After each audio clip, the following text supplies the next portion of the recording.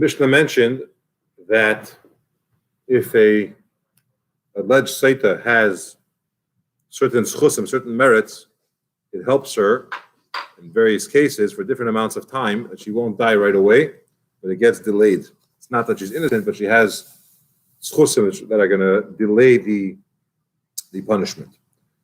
The Mishnah says, there's a schus which it'll hold off her punishment for 3 years. What's this chus? If you want to say it's a chus of her learning Torah, she's not commanded to do it. She doesn't have, women don't have the mitzvah of learning Torah. Ella is chus the mitzvah. So if you want to say, you must say there's probably the merit of having mitzvahs, because that she is required to do. Chus the mitzvah, mi magne kuli hai, does the chus of mitzvah protect that much? But Tanya, we learned in the Braisa, as Zuda Rosh Nachum Rabbi Yesi, it said that Rabbi Nachum Rabbi Yesi darshan in the following pasuk. It says, "Kiner mitzvah Torah that mitzvah is the candle, and Torah is the light." Tola hakosov mitzvah bener. Torah put the pasuk said that Torah is the mitzvah is to the candle, and the Torah be'er, and the Torah is to the light. As a mitzvah bener, what does it mean that mitzvah is like the candle? Just like a candle only shields for a little bit. In other words, it lasts for a little bit. Only a mitzvah also only has the protection temporarily, which the Gemara will say is while he's doing the mitzvah. As a Torah be'er, why is Torah compared to light? Just like shines to the world, but it means constantly. The pasuk continues and says, when you go, it will lead you. That means in this world, Torah is with you and helping you. When you lay down, it will watch over you. This means even after a person's passing, the merit and the protection of Torah continues. It means in the world to come, when Mashiach will come, this is what you'll be talking about is even afterwards, is the idea of Torah. Then the Gemara continues, Mashal Adam, it's an analogy of a person, is going somewhere, traveling in the middle of the night, and it's very dark. He's very afraid of various different types of thorns that he doesn't see, or crevices in the earth, and bumps in the road, from wild animals and from robbers. And he doesn't even know what road he's on. He's confused and lost in the darkness. But if somehow a torch of fire comes his way, he's now saved from these thorns that are not easy to see, and the other things that are in the road, he's protected. However, he's still afraid of wild animals, even though he has a torch, and definitely from robbers. It's still at night. But then he still doesn't know. So we skip the line. He also doesn't know where he's going. Once the morning star started to shine, it's already getting light outside. Now he's being saved from wild animals and from robbers. He still doesn't know where he's going. He's in the middle of the road somewhere. He doesn't know where he's at. But at least he's saved from these other things. When he came to a fork in the road or a crossing, he is now saved from all of them because he could see what road he's on and where he's headed and so on. Another explanation says, a sin extinguishes a mitzvah. The Gemara will explain what it means extinguish. We don't say that the mitzvah doesn't have any lasting effect. Mitzvah always has a lasting effect, but it's the concept of if it will stop the person, protect him to the extent that it will hold him back from doing an avera. But a avera sin does not extinguish Torah. Like it says that great waters or raging waters cannot extinguish the love, which is a referring to Torah. Rabbi Yosef said, "Mitzvah beidna da asik ba magna matzla, beidna da asik ba aguni magna tzuli matzla." Rabbi Yosef said like this: when a mitzvah, while you're doing the mitzvah, it protects you and it saves you. Protects you from punishment and it saves you from doing averos. But when you're not involved in the mitzvah, then it does protect you, shields you from punishment, but it doesn't save you from doing averos, sins. Torah, maybe either the asikba, maybe the le'asikba, but Torah, whether it's while you're learning or even after you finished learning, while you're not actually involved in the learning, magno matzla, it both protects you from punishment and saves you from doing aveda. So the power that he explained is that when a person learns Torah, it has such a spiritual impact on the person, both while he's doing it and afterwards, in both levels, protection and saving. Maskif Rabba, so the Gemara asks a question: how could you say that? How could you say regarding Deg and Achitefel who were pursuing David HaMelech? Were they not involved in Torah? The Torah should have protected them from committing such a sin. Why did it not shield them? So Rava explains it a little bit differently. He says Torah, while you're learning it, magno matzla, but when you're not learning it, it protects you from punishment, but it doesn't save you from doing an avera. So at that point, they weren't learning, so they didn't have that extra protection. However, a mitzvah, whether while you're involved, the time that you're doing the mitzvah, and it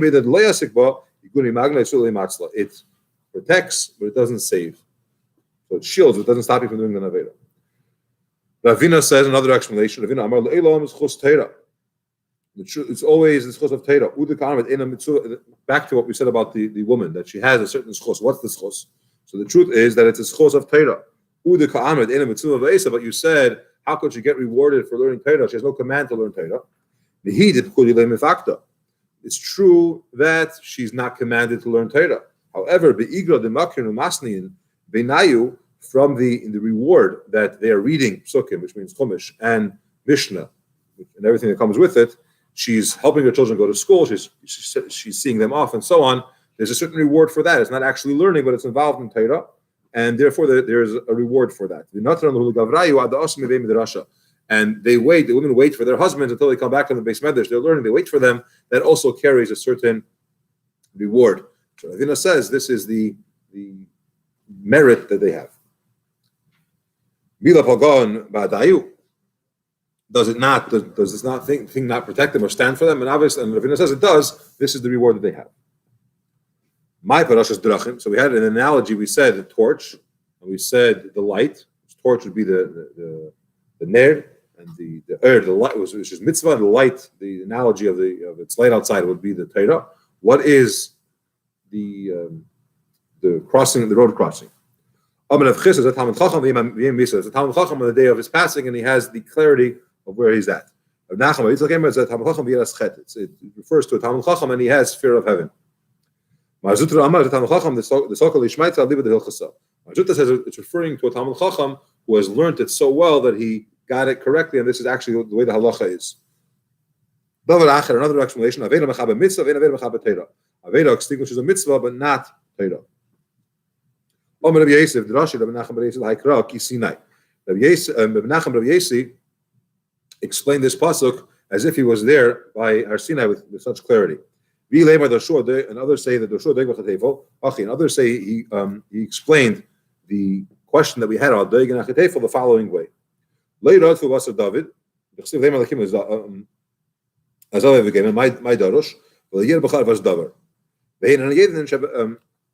sorry. Let's go back a line. If Doeg and Achitefel would have learned it the way he did, the way the Beis explained it, then they wouldn't run after David, because they would realize, the way he just explained, that a person does not have the protection while they're not learning Torah, so they're not saved from doing something wrong. Also, they have a pasuk that they learned that it says Hashem forsake him. They said that when a person does an Avera, the way they learned the pasuk is they don't have any protection anymore. So they thought they could go after David HaMelech. They don't understand, they didn't know that an Avera extinguishes a mitzvah, but it does not extinguish an Avera. What does it mean, which is the continuation of the pasuk? So we have different explanations of what this would mean in regards. The Gemara is going to tell us the power of the reward of Torah, once we're speaking about this topic, about this concept of supporting those that learn Torah and how that works. So Beis Avezulai, meaning they'll scorn him. They're not going to take it as a good enough offer, and that he won't get rewarded. Amar Ulo, like Shimon Achi Azariah, not like Shimon the brother of Azariah, like Rabbi Yechanan the Ben Nasiya, not like Rabbi Yechanan who was involved with the Nasi, El Kihil of the Shevna. There were these three different pairs had different arrangements when it came to learning.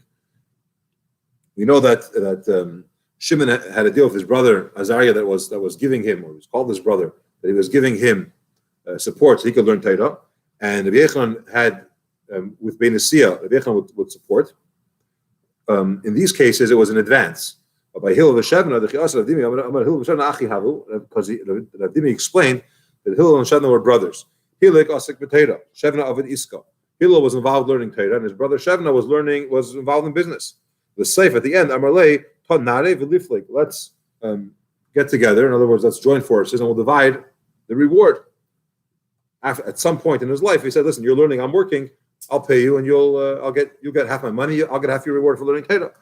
So then a heavenly voice came out and said, "A person can give all the wealth in the world, they can't buy the reward of Torah." So the other two that did it before the learning started, that was the deal. They said, "Come, I'll support you, and you're going to learn." Then they get rewarded. But after the fact, the person says, "I'll give you half my wealth. You give me half of your reward of learning Torah." That does not work that way. After the fact, you can't just buy credits. Continuation to explain the Mishnah. Eimer ben Azai. Ben Azai says, Chayiv Adam Lamides v'chulu. One opinion said a person is required to teach his daughter Torah. Lezer Eimer Kol Mamides v'Torah Lamda Tiflos.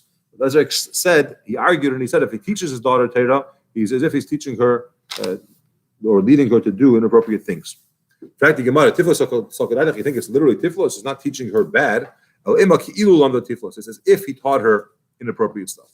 My time, why does he actually say that it's, so to speak, a negative thing to learn Torah, to teach your daughter Torah? Because it says, the pasuk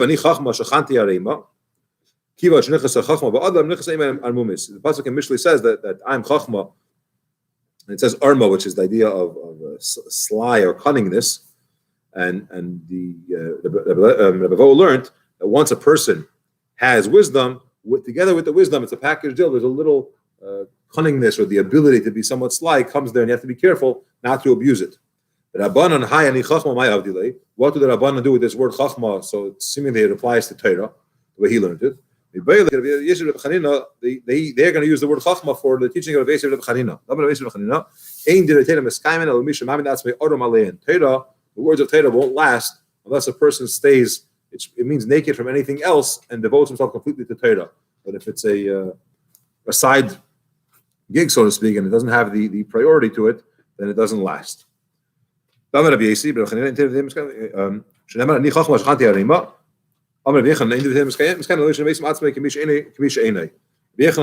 that Torah does not last only in a person that makes himself as if he's nothing, which means he has humility.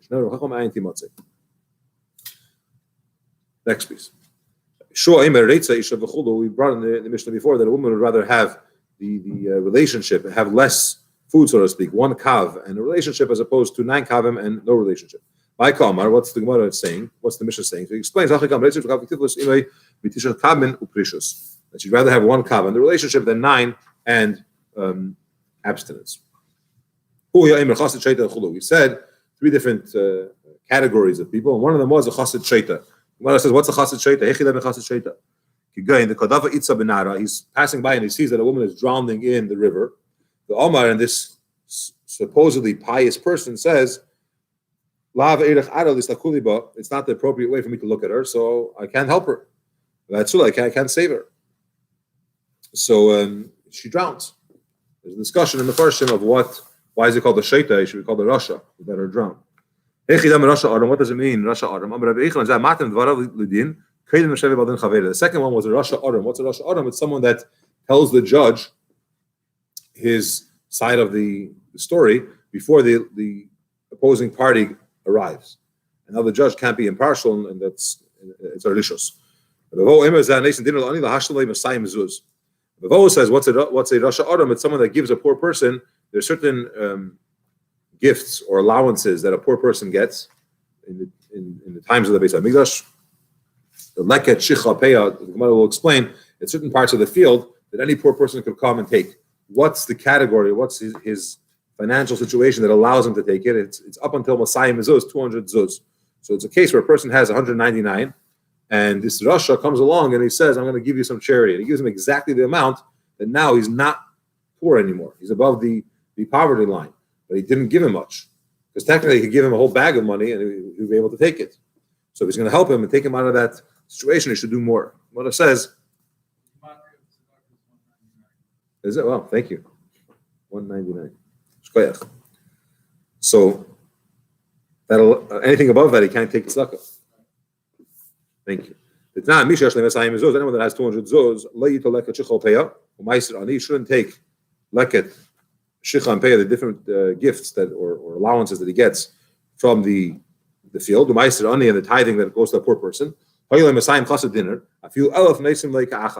he had 200 and all he was lacking was one dinner, you give him even 1,000 in one shot because he's a poor person. He should take it if he's offered that. This is someone that gives advice or ideas to sell below the price. It's talking about when they're orphans, if they sell something, it's a done deal. They want to protect their ability to transact. Someone comes along and he gives them bad advice that they should sell below the cost. The rule is that if they sold it, it's a valid transaction. They can't come later and say, we didn't realize it's worth this much, and so on. Abai Amar, that means Amasi Eitzel, Limka B'Chasim, Kabashim Gambil, the time Chasei Lach, V'chayich, Lipleni, the Yara, the Rishon, and Machar, V'chal Hasheni, Meitzi Yad L'Keches. Kabashim Gambil says that it refers to someone that makes a deal that I'm giving you my stuff, but the rest of it or afterwards goes to a particular individual, and then the first person comes, he sells it, and the other person was supposed to get the fruits. He could go back to the buyers and say it's mine, or I have a chayes on it. Someone that does that type of transaction is considered to be a rasha. The second person only has what the first person left over, so it's not an issue. Someone that gets people that they have to follow him, specifically his way. Someone that is lenient to himself, but he is strict to others. When it comes to himself, he's allows certain things to pass. For others, he's very exacting. It refers to somebody who learned and reviewed, but he didn't have the call it apprenticeship, or he didn't spend time with scholars and help them and be with them and learn from their ways and from their teachings beyond the text itself. With that, we conclude today's daf. Join us tomorrow. Daf Chav Beis after 2 dots. All those that are watching online, thanks for watching. Like, share, subscribe. See you soon.